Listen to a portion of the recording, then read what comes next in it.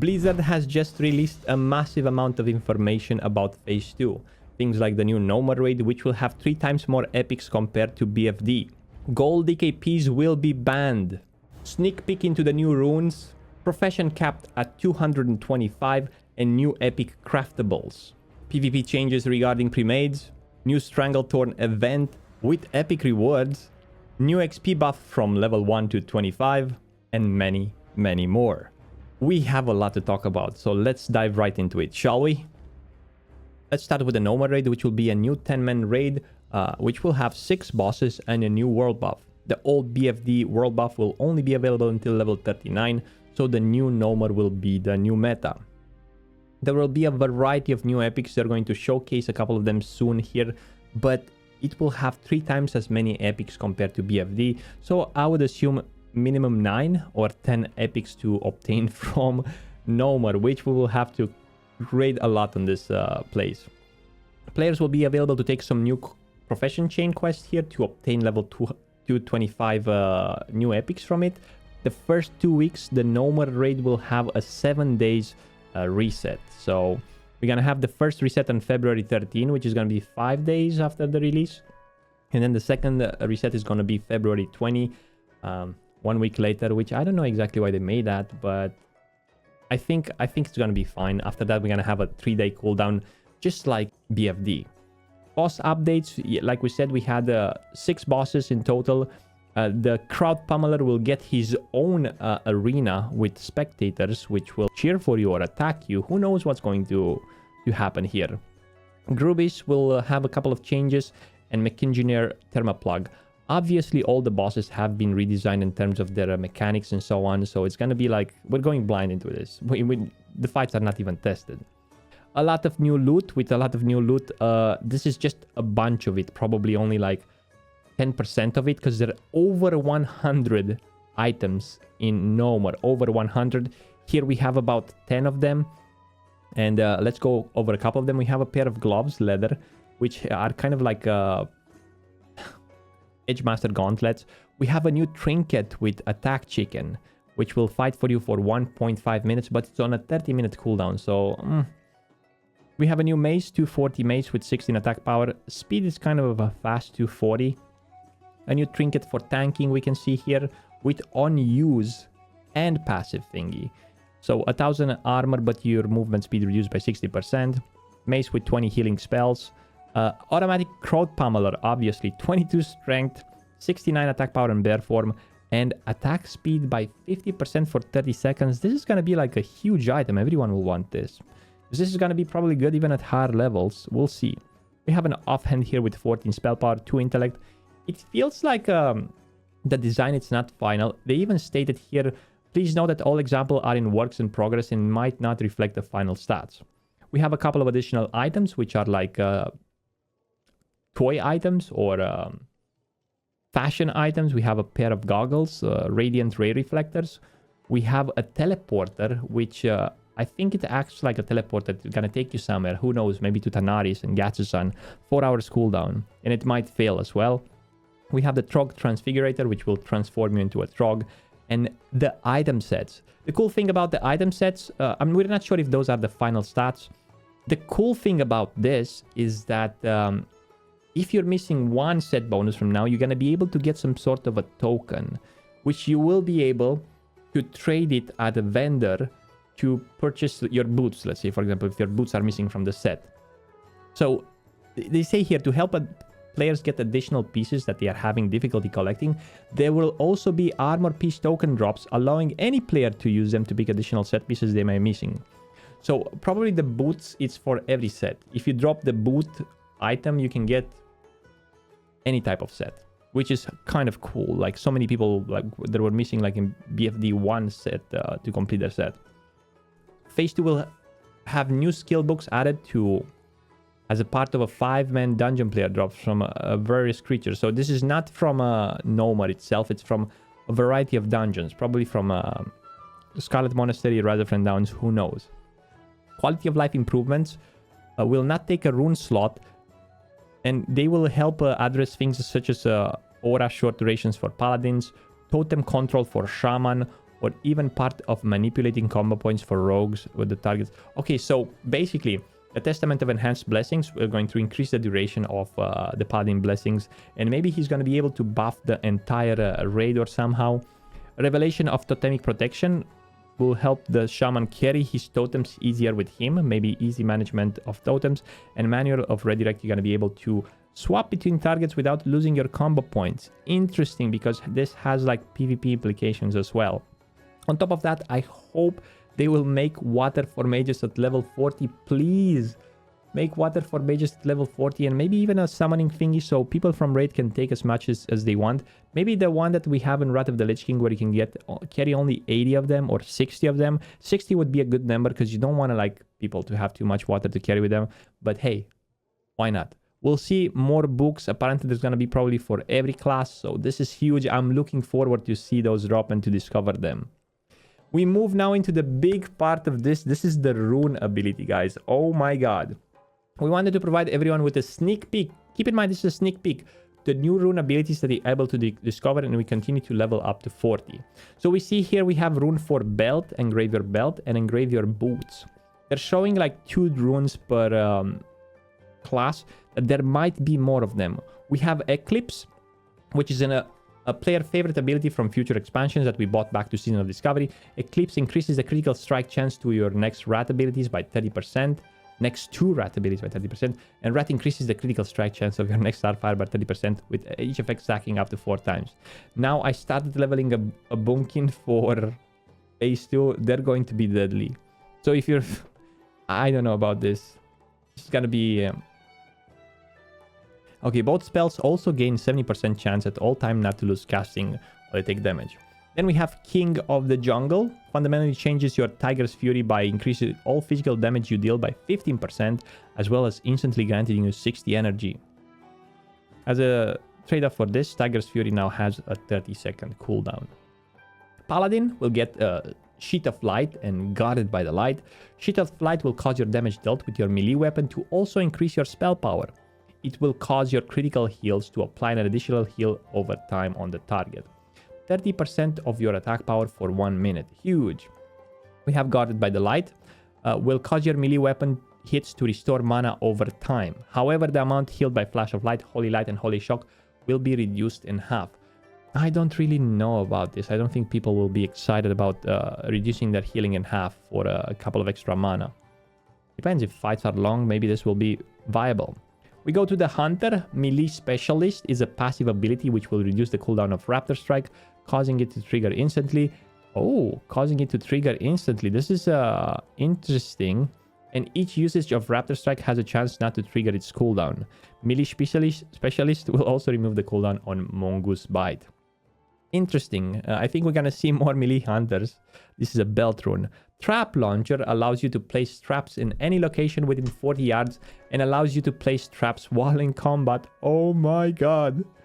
Additionally, your fire-based and frost-based traps will have separate shared cooldowns. Jesus, man. This is the boot, right? This is gonna be awesome in PvP. And hunters will be different now in dungeons as well.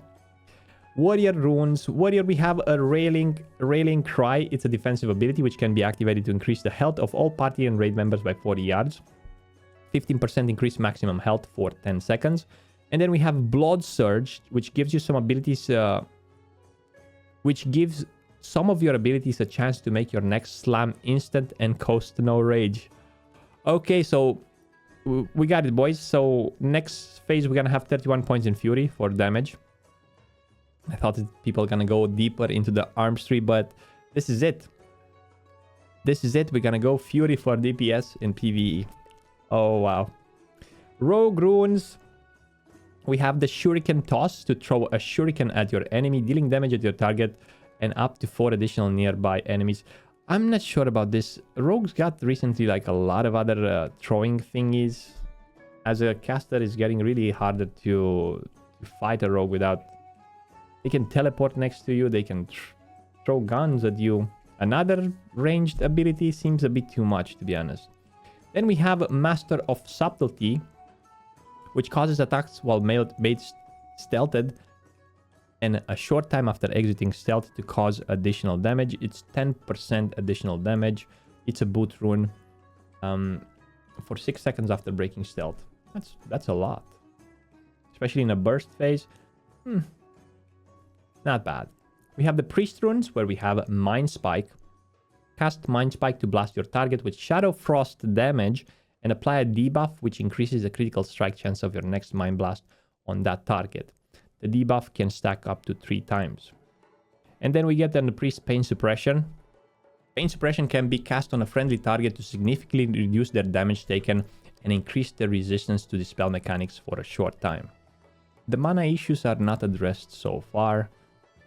Maybe there are more runes which we yet have to discover. Moving to the Warlock, we have Invocation. Invocation. Refreshing Corruption, Immolate, Curse of Agony, Siphon Life when it has less than 6 seconds. Wow, okay. So the damage will be applied if you refresh them under 6 seconds, which is interesting. And then we have the Dance of the Wicked will trigger a buff which increase you and your pet's dodge chance anytime either of you deal a critical strike to an enemy. You will also gain 2% of your maximum mana when this occurs. Seems like it's a tanking spell here. Moving to the Mage. Mage gets something called Missile Barrage. Gives your Arcane Blast, Fireball, and Frostbolt spells a chance to reduce the channel duration of your next Arcane Missiles by half. Reduces mana cost by 0 and cause missiles to fire every 0.5 seconds. This is interesting because it gives your Arcane Blast 40% chance and your Fireball and Frostbolt a 20% chance. Oh, this is a belt rune. The thing about this is that I'm not sure how this will work with fire. I guess we're playing Arcane in phase 2, boys. Deep 31 points into Arcane. Let's go. We're gonna try fire as well, who knows. 40% chance to give you free Arcane missiles which channel with 0.5 seconds. No mana cost on them. Interesting. And then we have Chronostatic Preservation.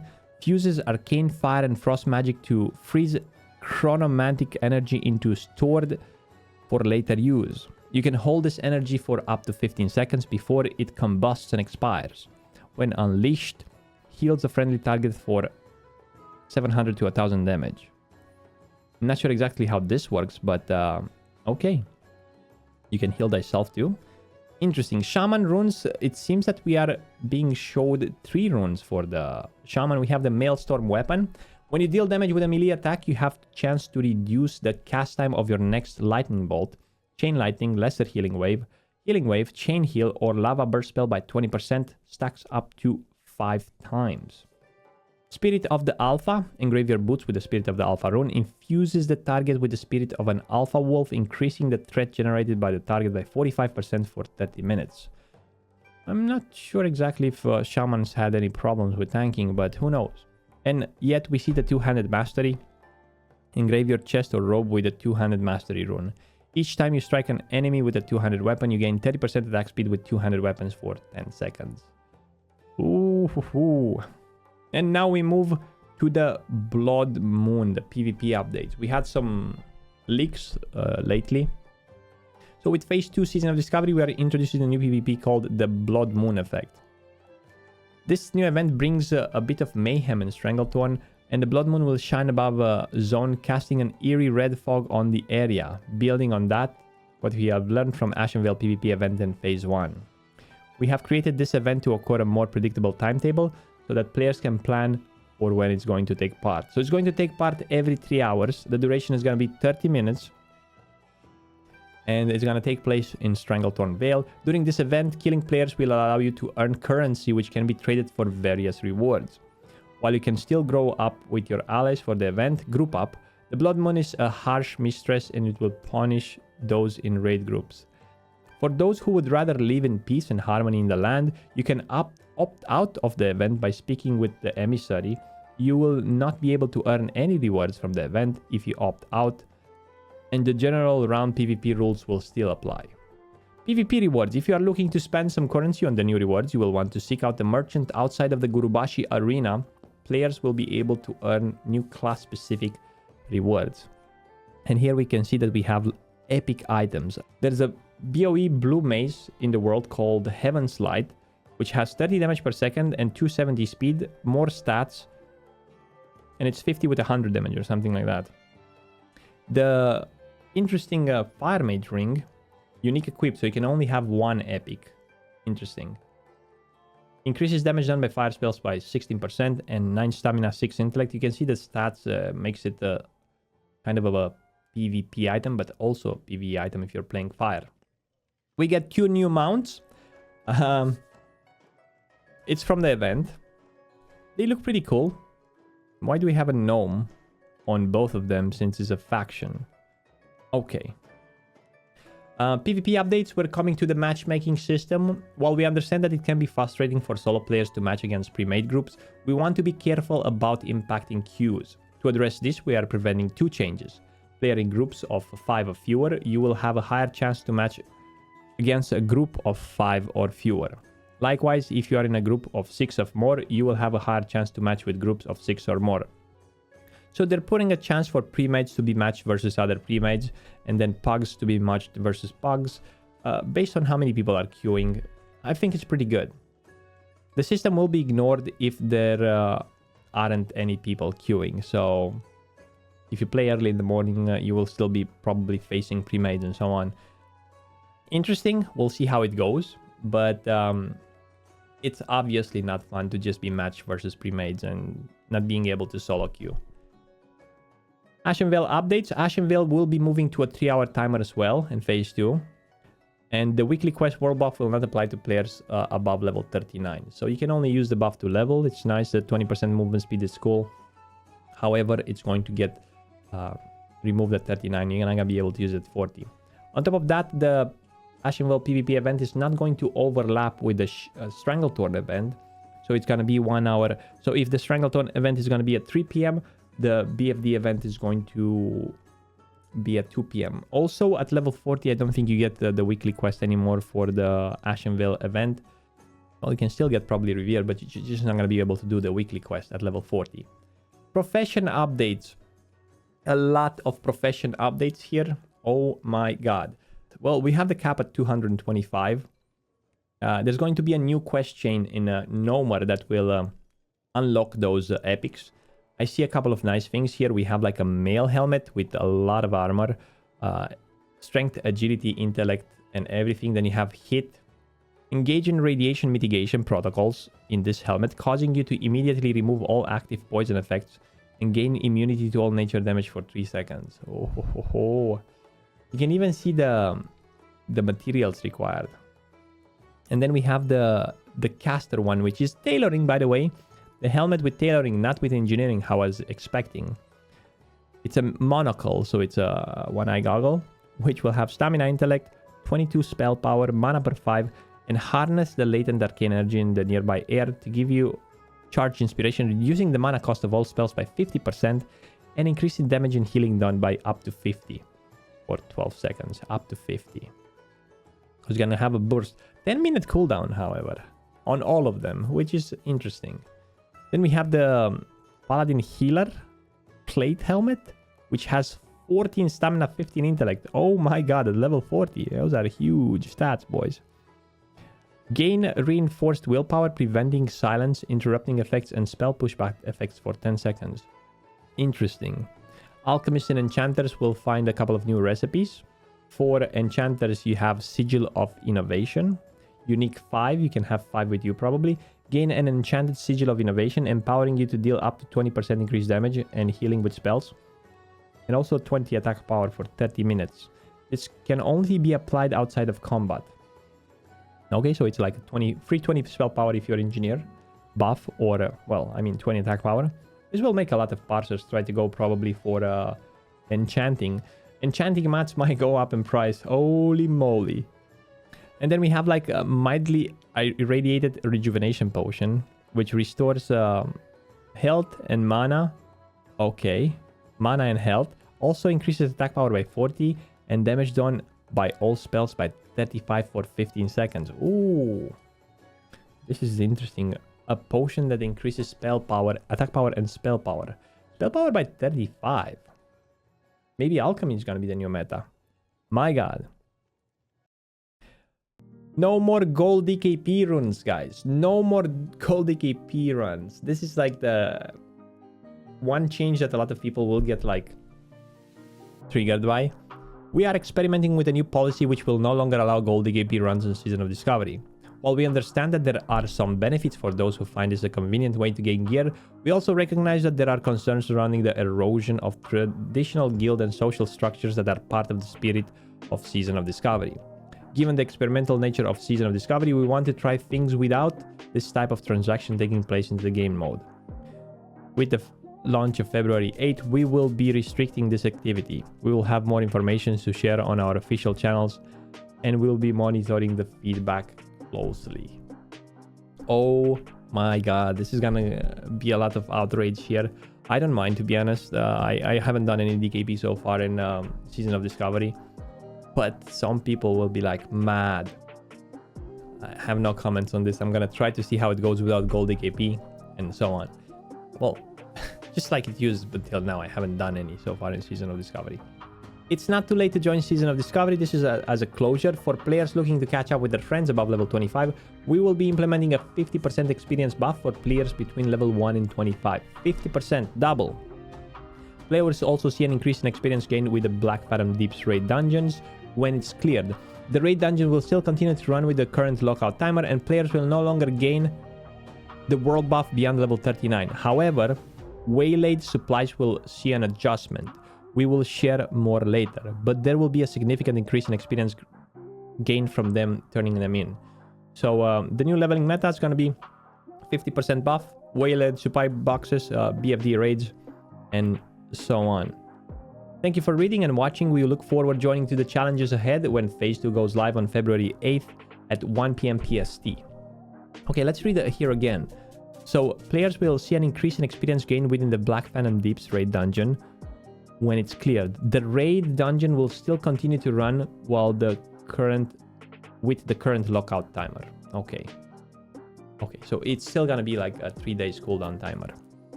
I think I stated somewhere earlier that it's not gonna be. Wow, this is huge, guys. Let me know in the comments down below which do you think is the most important change from this. There's so many things. Oh my god. This is so... I'm looking forward to this. There's like 1 week left, guys. Let me know in the comments below which is the change that you're the most excited about. And with that being said, until next time, stay frosty. Bye-bye!